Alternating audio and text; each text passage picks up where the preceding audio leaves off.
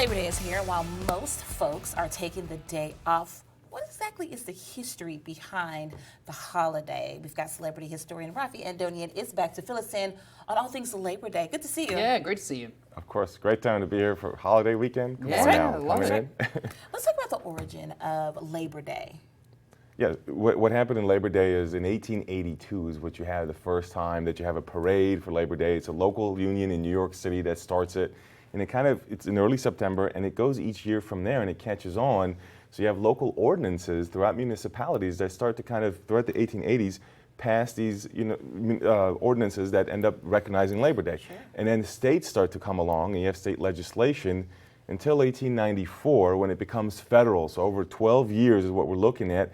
You had actually up to 30 states that had already recognized Labor Day, but when the federal government came in with President Grover Cleveland, that's when it became a national holiday. Now, I'll say the best way that you can celebrate Labor Day historically is to do the 3 Ps, which Okay. is to picnic, parade, and party. Because that's exactly what they did. The whole point of Labor Day is to have a day of amusement off from all that labor to recognize the workers. So you should go out and have fun. I liken it more to like July 4th than Memorial Day. It's not as somber, it's nice and fun. Right, yeah. Okay, I love okay. it. The 3 Ps. I That's got to right. remember that. Yeah, picnic, party, parade. Yes, yes. Let's talk about how the labor groups got started, specifically here in Arkansas.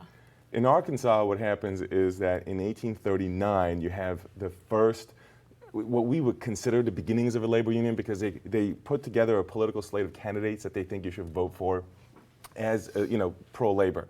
But they don't quite do this stuff for wages and working conditions just yet. That happens more starting in the 1850s with a group of printers actually in Arkansas that start to try to form a union multiple times until finally it works out by the 1860s, of course during the Civil War. And they start to use the momentum to start to get union members across different municipalities throughout Arkansas. It's local federations, but it proliferates from there. You got bricklayers, washerwomen, agricultural workers, railroad workers. Those are all the folks that are jumping on. Now that starts to change in Arkansas in the 1880s when you have the Knights of Labor, which is a big national organization that begins to have presence in Arkansas. Okay. And when that happens, which, by the way, the Knights of Labor was a secret organization for its first dozen years of its existence until it finally comes out. That's right.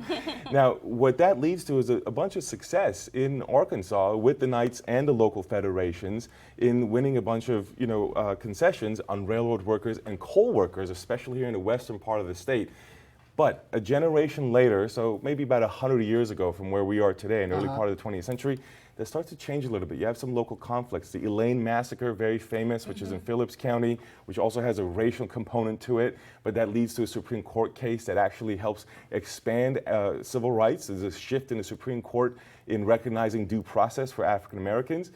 You also have an event called the Harrison County Riot, or Harrison Riot, which is in Boone County, which is actually railroad workers, and that's when they are kind of run off to the Missouri border, and even someone gets hanged. And then another thing that happens back here in northwest Arkansas is in Sebastian County. Okay. Now there what you have is a coal mining sort of conflict that also leads to a Supreme Court case which changes the way the court interprets interstate commerce clause. So Arkansas was often on the Nice. forefront of labor movement stuff throughout the early part of the 20th Wow, century. a lot of history there.